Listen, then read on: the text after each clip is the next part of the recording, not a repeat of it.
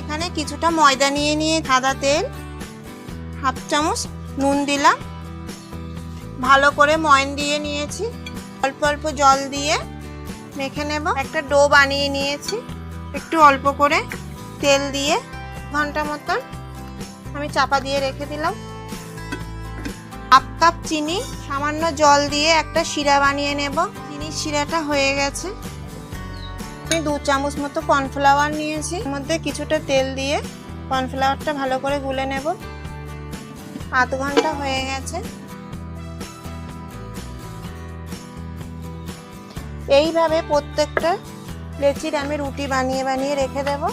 আমি এখানে প্রত্যেকটা রুটি বানিয়ে নিয়েছি। এবার এই রুটিগুলো একটা একটা করে রাখবো। কর্নফ্লাওয়ারটা তেল দিয়ে গুলে রেখেছিলাম। প্রত্যেকে একটু করে কর্নফ্লাওয়ার দেব। সারা রুটিতে মাখিয়ে নেব। একটু গুঁড়ো ময়দা ছড়িয়ে দিতে হবে। তারপরে আরেকটা করে রুটি এর ওপরে দেব।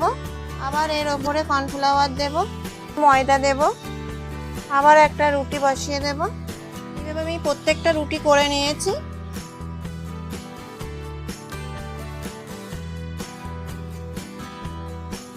এইবার সুন্দর করে রোল করে নেব।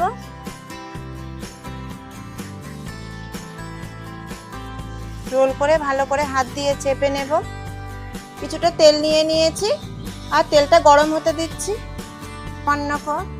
বেলে নেব। হালকা হাতে চাপ দিতে হবে।